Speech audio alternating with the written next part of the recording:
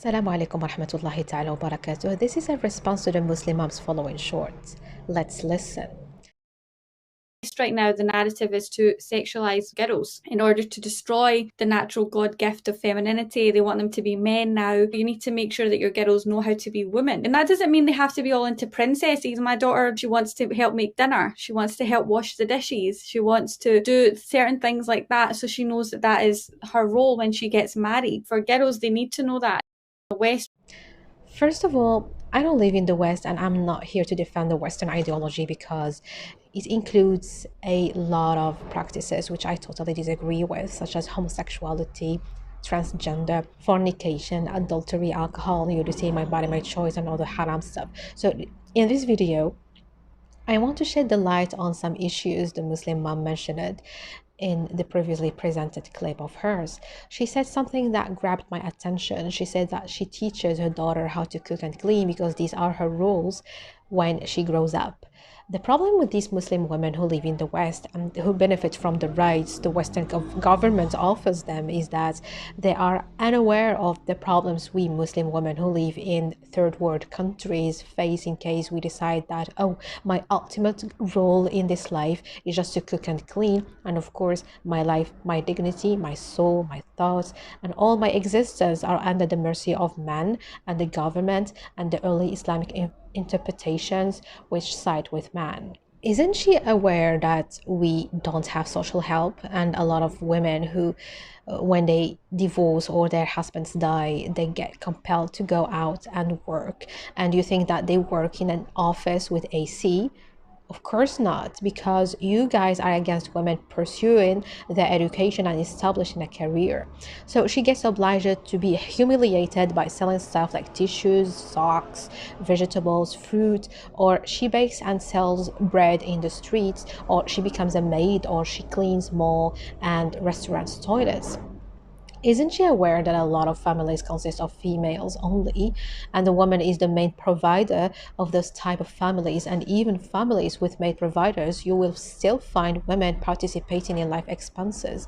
They pay the bills, they purchase errands, and so on and so forth. And let's not forget the interpretations of the early scholars, which give the right to the husband to deprive his wife from food and clothing in case he feels like she disobeys him or upsets him. And I know a lot of women who are put in this inhuman situation that even one of them said that her husband doesn't buy her sanitary pad for no reason, but he feels like she disobeyed him based on his definition of disobedience. In addition to the four madhahib agreeing on the fact that the wife's medical treatment is not at the husband's expenses, because the wife is like a rented house, and when something breaks in it, it's not the renter's responsibility to fix it, but the owner.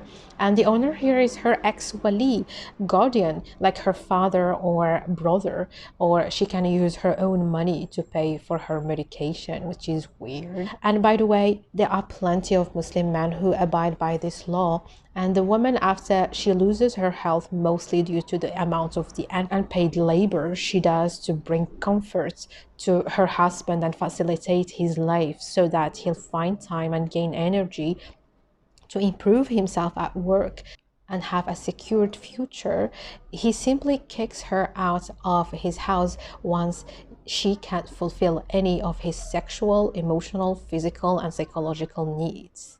Wow. Madam, many Muslim men take advantage of these interpretations, and these interpretations are valid, and the man is not sinning by applying them. In addition to RAPE, it is halal for the Muslim man to force his body on his wife in case she rejects intercourse due to depression or some psychological trauma, because early interpretations do not include psychological sickness as an option for the women to reject intercourse, and this one is valid. The Salafis believe in it and apply it word by word.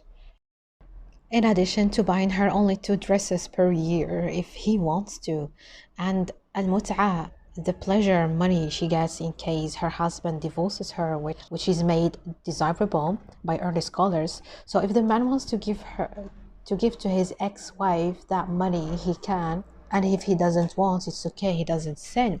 And of course, in most cases, even if the husband is the one who wants to divorce, and in order to avoid this muta payment, which is desirable by the scholars and made obligatory by the government, he turns his wife's life into hellfire by torturing her psychologically in order for her to go and seek divorce and be freed from this muta payment. You're gonna say inheritance. And I die, my wife, with the inheritance that I leave, she's going to be having a happy time with a holiday with a new husband if she wants to get No. married again. So, Goodness, the wife gets only the eighth of the share in case she has kids, and in case there are four wives, they are gonna divide that eighth among themselves. And of course, if the husband left a house, the wife and her kids are gonna be kicked out because the house is gonna get sold, so each of the heirs gonna get their share of inheritance. And there are real cases in which girls whose father passes away and their uncles come thirsty for the small property he left, they kick the girls and their mother out of the house, sell it, take the money, and flee away. Ali Dawah is speaking as if the wife takes all the husband's fortune when he dies. Yes, she only gets the eighth, and in order to get that eighth, she has to be kicked out of the house, to be sold and get that eighth out of it. And this occurs in case the husband had a house, if she is lucky. And say, oh, the man provides. Poor he provides. Okay, fine, he provides. No one is denying it, but the woman is working for that provision. She's not getting it for free, unless if the husband is rich, so he brings her a maid, but most men are not rich, so he's expecting her to do all the chores in addition to looking after him and the kids. She is offering free services for just a portion of the meal she cooks, half of the bed she tidies up, a shelter she keeps cleaning, in addition to her ambitions, ideas, personality, dreams, opinions, choices, hobbies that she forsakes just because her husband said no, and she's obliged to obey him fully so as to win his satisfaction, which can lead her to paradise later, which he himself doesn't know if he's gonna make it there or not, but still he's the one who chooses where his wife goes. Heaven or hell depends on his mood. He provides, she cleans. He provides, she cooks. He provides, she bears babies and in pain. He provides, she gives birth to kids who are gonna be under his wisaya, guardianship. That imagine that the mother doesn't even have the right to change her children's school and cannot take them abroad without their father's approval. But he, the father, on the other hand, can do whatever he wants with his kids, takes them anywhere he wants. Who cares about the mother's approval? There are women who get divorced and their husbands change their kids' school to some far away school just to revenge on their ex-wife, and here the woman has no right to change the school because the man knows better. He knows best what is in the best interests of his children, while their mother doesn't. Why? Because she is a fool, like Ibn Abbas and Ibn Mas'ud said in their interpretation of the Quranic verse which says, don't give the fools your property. And the fools here, they said that they are women and children. That's why she is given the role that you stated in your video, which is cooking and cleaning, because any fool can do it. Yalla khalas, you know.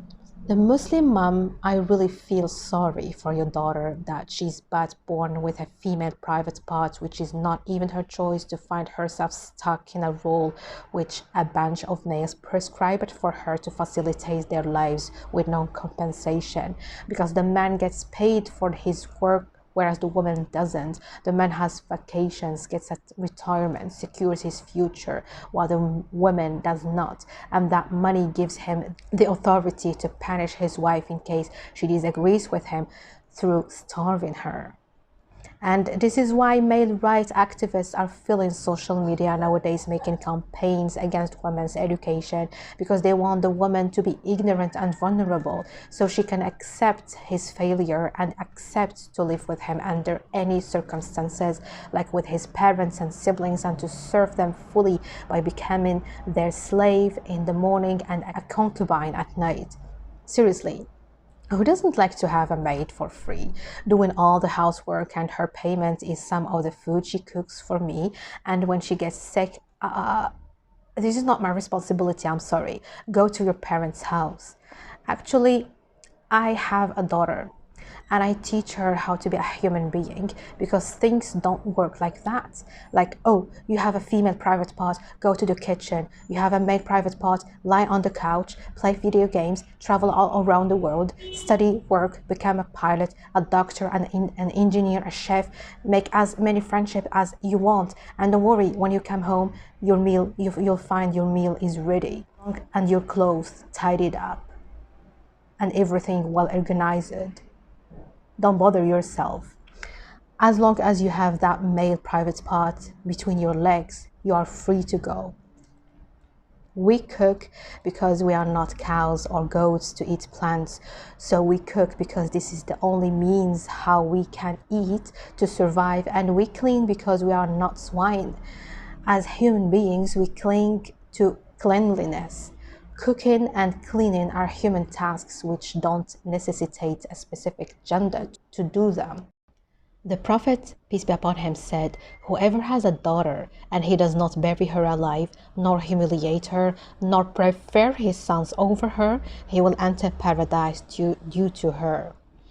So I think that the Muslim mom is following this trend of male rights activists, which keep parroting women's place is in the kitchen, femininity is defined by how vulnerable the woman is, it's the woman's fitra to be subjugated by man, femininity is submission and submission is femininity.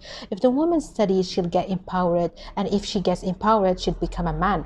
And all of the other nonsense they keep bragging about for fear of rejection. Because instead of working hard on themselves, well, aren't they along with their shuyukh who say that the man is logical, rational, smart, more obedient to God than the woman, strong, etc. So instead of exploiting these skills and working hard on themselves, they want the woman to be a jahila and poor, to be short of choice and get obliged to accept them with all their flaws. They don't want the woman to be with them because she wants them. No, they want the woman to be with them because she needs them. I'm with you because you stripped me of all my human rights and you made me weak and needy. That's why I'm with you. Subhanallah. We've been watching in cartoons and movies that the male character is the one who does the impossible to impress the woman and make her fall in love with him. But nowadays we have a bunch of losers filling platforms who want to get anything easily without any effort. They want the woman to lower her standards in marriage as low as possible so she can impress them and win the status of married women because they view themselves as saviors. They're gonna save her from the ghost of spinsterhood. Wow, the illusion of superiority mingled with ignorance, failure, and stupidity. Therefore, the Muslim mom is on this trend because if she tries to open her mouth to speak about women's rights and preferences related to reality, she's gonna lose sabs, and these toxic male activists fill social media like bedbugs, which attacked Paris recently. So they are the ones who do most of the subscriptions, views, likes, and comments. So it is much better for her to go with the flow in order not to risk her channel. I'm a mother and I have a daughter. And of course, I don't teach her how to be weak, needy, vulnerable, miserable, a crybaby. The only place she belongs to is the kitchen, and the only duty she has is to be an unpaid maid and concubine, just to please the toxic males online who fail to practice real masculinity by protesting against the government's atrocities and bring justice to the world, because one of the greatest jihad is to speak the truth against tyrant ruler, and who also fail to help their brothers and sisters in in Palestine, Syria, Iraq, Yemen, they are commanded by Allah subhanahu wa ta'ala to go for jihad, but they hide because they are not man enough to do so. So they turn against women by calling against her education and career building, making her an easy prey to practice their handicapped masculinity on her. Studying and building up a career are not man issues, and cooking and cleaning are not women issues. Since you are a human being, you can study, work, cook, and clean. In today's world, it has become a requirement for the woman to rely on herself, to have a strong personality, to have a financially secured life, to be open to the society and to participate in its advancement. And none of motherhood, husband, pregnancy, breastfeeding, or the looking after the kids, which was stuck on her, although Allah subhanahu wa ta'ala says in the Quran, وَقُلْ رَبِّ ارْحَمْهُمَا كَمَا رَبَّيَانِي صَغِيرًا, my Lord, be merciful to them as they raised me when I was young. So both parents are responsible for the taking care of their kids. So none of these can be an obstacle, because we've reached a stage in which we understood that the woman is also a human being and deserves to be treated like a human being.